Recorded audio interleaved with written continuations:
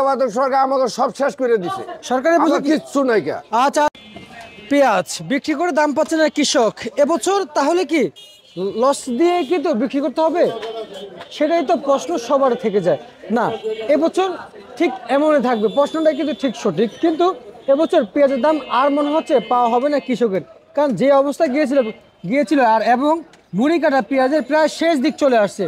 সরকারের কিন্তু আমাদের যে প্রধান উপদেষ্টাদের উচিত ছিল যে মুড়ি কাটা পেঁয়াজে আসার প্রথম দিকে কিন্তু এলসি পেঁয়াজ বন্ধ করা উচিত ছিল, কিন্তু সেখানে কিন্তু বন্ধ হয় নাই।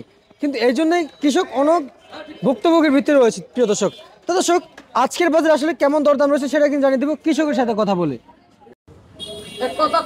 কেমন আছেন আপনি? ভালো আছি। কাকা, আপনাদের পেঁয়াজ আবাদ কেমন হয়েছে এবছর?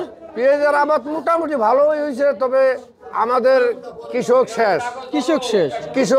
আমাদের 1 কেজি পেঁয়াজ ফলাইতে মনে করে 70-80 টাকা কেজি পড়ছে। হ্যাঁ, এরপর 1 বিঘা জমিতে 33% জমিতে মনে করে আমাদের উঠাইতে খরচ আছে 15,000 টাকা। একটা কামলার দাম দিতে 8 থেকে 900 টাকা, সকাল সন্ধ্যা 2 বেলা খাওয়াইতে হয়।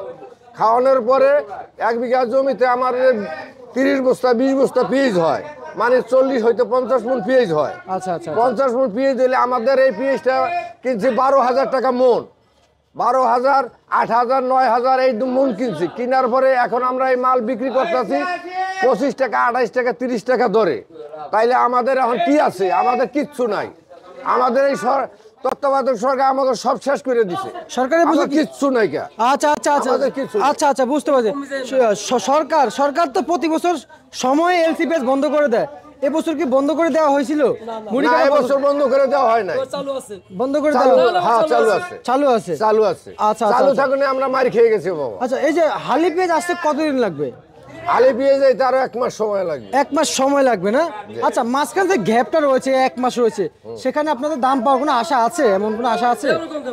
আমরা কেমনে বলবো বাবা, বলার তো কোনো কায়দা নাই। সামনে কেমন বুঝতেছেন না যে বাড়ানোর সময় মাস তো আরো 1 মাস ধরে এই মালই চলবে। এই মালে চলবে। হ্যাঁ, এরপর আলি আসবে। আচ্ছা, বুঝতে পারছি।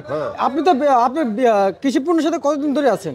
আমি কৃষি পণ্য থেকে আজ 40 বছর ধরে আছি। 40 বছর ধরে আছেন। আপনার একটা অভিজ্ঞতা আছে, সবার একটা অভিজ্ঞতা থাকে, যেমন এক একজন এক এক এক্সপিরিয়েন্স থাকে। তো আমি আপনার কাছ থেকে জানতে চাই, এবছর যে দাম কোনো পাওয়ার কি আশা আছে? যে 1 মাস রয়েছে সামনে গ্যাপ রয়েছে, আমাকে কোনো লক্ষণ তো দেখি না বাবা দাম পাওয়ার জন্য। লক্ষণ দেখেন? দেখি না। আচ্ছা, 1-2 মাসে যে এলসি বিদেশি মাল যদি বন্ধ রাখে তাইলে আমাদের আশা আছে। এই যে আমরা রসুন লাগাইছি 12,000 14,000 টাকা মন কিনা, এখন যদি 60 টাকা 70 টাকা রসুন কেজি ব্যস্ত হয় কাঁচা রসুন, তাইলে তো আমরা শেষ। আচ্ছা কাকা, আমরা একটু জানতে চাই, যেমন এই যে এলসি পেঁয়াজ এখন কিন্তু পড়তা হচ্ছে না, যারা ইনপুট করে থাকে তারাও কিন্তু লস খাচ্ছে, যারা এবছর ব্যাপার রয়েছিল তারাও কিন্তু ধরা খাইছে, কৃষককে ধরা খাইছে, সবার লস হয়েছে। কিন্তু এলসি পেঁয়াজ এখন আমদানি হচ্ছে না, এলসি পেঁয়াজ খুবই আমদানি কম, কিন্তু এখন বাজারে বাড়তেছে না কেন কাকা?